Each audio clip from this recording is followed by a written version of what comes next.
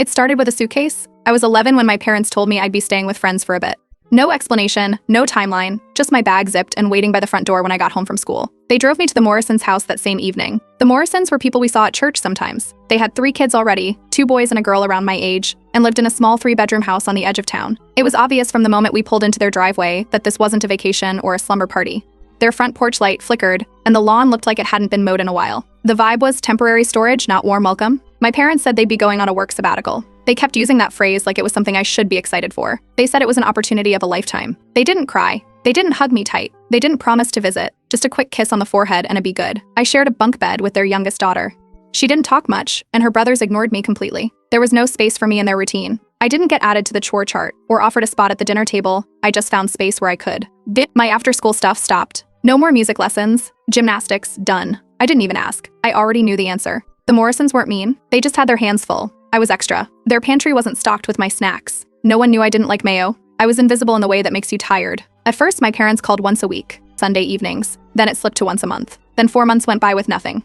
I'd still leave my phone beside my pillow each night, full battery, just in case, but it never lit up. At school, teachers asked about parent-teacher conferences and emergency contacts. I said my parents worked abroad and were hard to reach.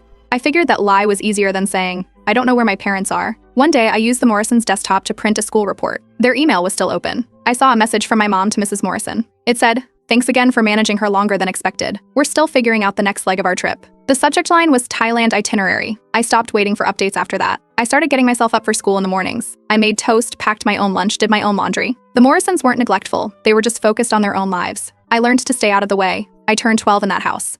No phone call, no card. Mrs. Morrison handed me a keychain from Walgreens with my name on it and said, "Sorry, things have been hectic." I told her thanks and put it in my pencil case. It's still there in a zipper I never open. A few weeks later, I was using a friend's tablet in the library during recess. She was scrolling through Facebook and clicked on a photo from someone I barely recognized, a family friend from church. There were my parents, sitting at an outdoor cafe in Paris. Another photo popped up, them posing with elephants in Chiang Mai. Then one on a boat in Greece. They'd been tagging along with some retired friends, hopping from country to country. In the comments, someone asked where I was. My mom replied, "She's with some good friends from church." It's been a healthy break for all of us. Not once did they ask if I was doing okay. 8 months after they dropped me off, they returned. The front door creaked open one afternoon after school, and there they were, sun-kissed, shopping bags in hand, acting like they'd just gotten back from Costco. My mom opened her arms wide and said, "We missed you." My dad added, "Didn't you have a great time with the Morrisons?" I didn't say much, just went upstairs, unpacked the bag I hadn't seen in months, and folded the clothes like it was any other Sunday. Nothing changed for them. But something had changed for me. They expected everything to click back into place like it was a long weekend. Like I just returned from camp and had funny stories to tell. I ate dinner with them that night. I listened. I nodded. I didn't bring up the Morrisons. I didn't ask where they'd been. I didn't show them the stack of worksheets